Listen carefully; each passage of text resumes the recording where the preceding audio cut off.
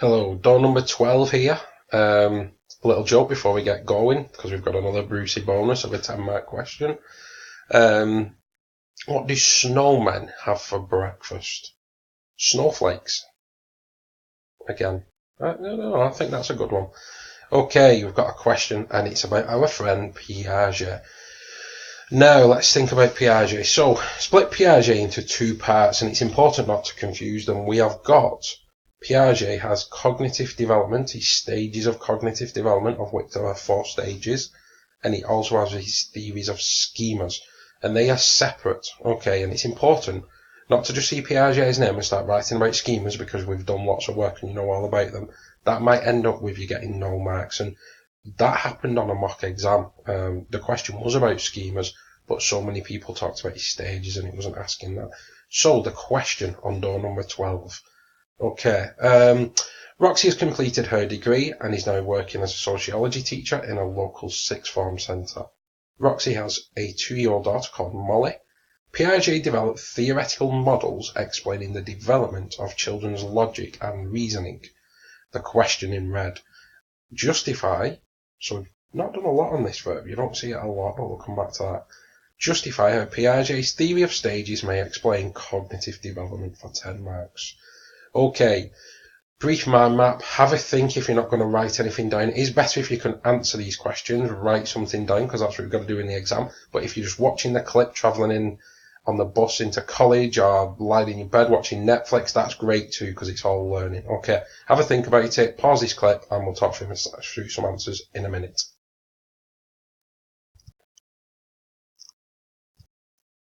Okay, so some answers. And it's about the 4 stages, really. Now, this is the mark scheme, and it doesn't give you a lot of detail, so I have got another graphic to show you in a second. But the 4 stages, so we've got sensory motor stage, 0 to 2, pre-operational stage, 2 to 7, concrete operational stage, 7 to 11, and formal operation stage, it's 11 plus. So sometimes you see it being 11 to 18. Now these ages do change depending on what book you look at. They're not really set as such, so sometimes you see 2 to 6. Try and learn the BTEC version, which is the ones that we've covered, which are here. Okay, and they've put 3 things in that link to these different stages that are important to talk about as well. So that's conservation. Okay, that's not looking after animals, as many people have said. Being egocentric, and object permanence. So what do those things mean? Well, I just want to flip back to the question first of all. Okay, so justify.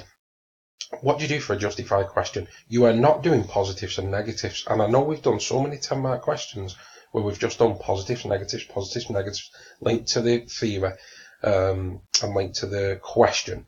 But we're not doing that. So justify how Piaget's theories of stages may explain cognitive development. This is a question that's asking you about your knowledge. It's asking you to say, what are these stages? That's what it's asking. So explain the stages, explain the detail. Writing them like that is not going to be enough. You've got to give some detail. So there is a really good handout that you've been given with bullet pointed information for each stage. So let's have a look at them very briefly.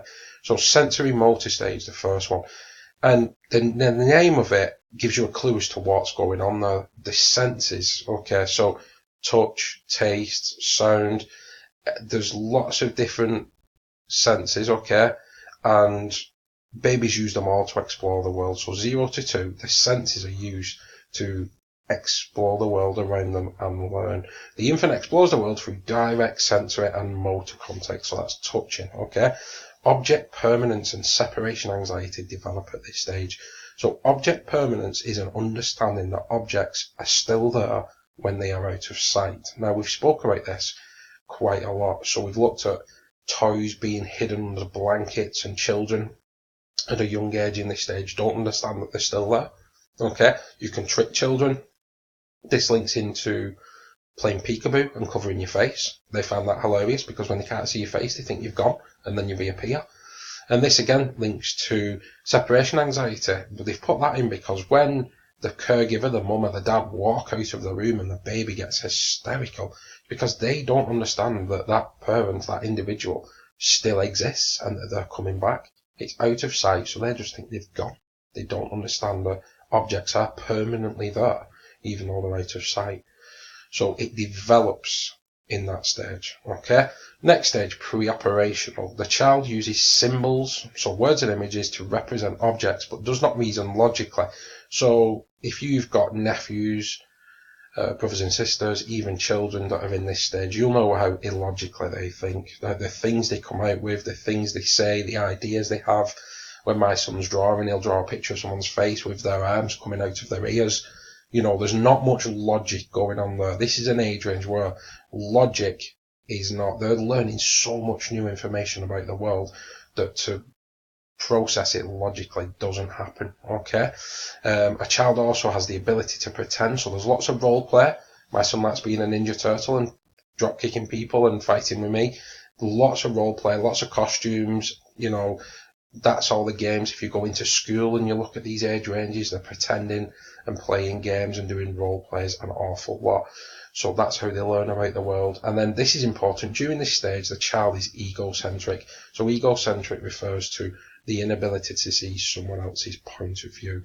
And that was demonstrated by the volcano experiment that we watched on the video, where the young lad sat on one side of it, looked at it, swapped places, and he couldn't describe what the adult was seeing, even though he'd just been sat in that seat. He just described what he could see from the opposite side.